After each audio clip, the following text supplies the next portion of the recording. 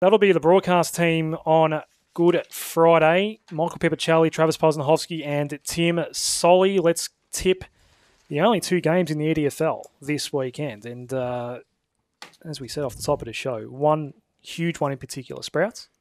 No, I'm just... You were pointing at me? I thought you had No, I something was to say. playing from pen. The rematch. The rematch of the best and most dramatic game we've seen in EDFL in quite some time. Strathmore, Keilor have had a week and a half to prepare since round one. Kane Hocking, I'm coming to you because you saw Strathmore up close and personal in round one.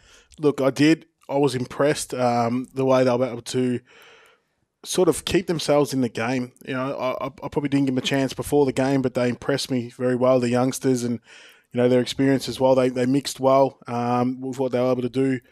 They went goalless for 2 quarters, but were still, defensive enough to be able to keep themselves in the game going into the last quarter. And not many sides have been able to do that, but I can't make the same mistake twice within a short amount of time, and I can't go against Keilor again. Ultra impressive against Glenroy. Yeah, I've got to tip Keilor, and look, I'm going to say, it could even be a 6-goal margin here.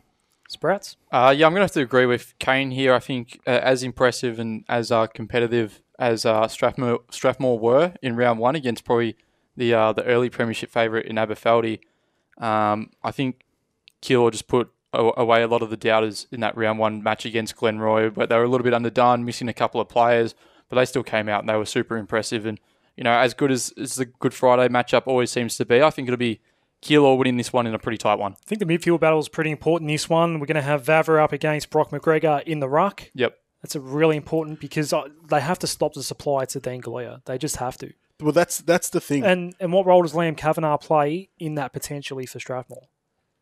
What I was looking at, or what I was thinking about when Sprouts was just talking there, when I think about Strathmore and Aberfeldy together, as good as Aberfeldy were, I think Strathmore matched up well on their forward 6. They nullified really well. Correct. It was obviously difficult getting inside their attacking 50 with the back line that Aberfeldy have. I don't think they match up well against Dean Galea, and that the midfield battle now becomes even more important. To stop the supply. Correct. It has to be stop the supply. I think Keilor are more dangerous to Strathmore than what Aberfeldy were in terms of matchups, inside their defensive 50 for Strathmore. So I think Galea. I think if Galea can get that supply, he gets his he fills his boots up and goes home with a bag. Keilor For me, yep. The piggy bank will stick with Keilor as well. Division 1, the two rivals that do not like each other. It is Taylors Lakes and Hillside. A good win for the Sharks against Oak Park, particularly after quarter time in that round 1 game, and we know Taylors Lakes got absolutely towed up. So it's probably been a long week and a half for them since being towed up by East Keilor. Look, I think Taylors Lakes have still got Hobbs to come back in. Last year. Obviously makes a big difference, but I don't think I can back Taylors Lakes on the result against East Keilor. I think Hillside get the chocolates.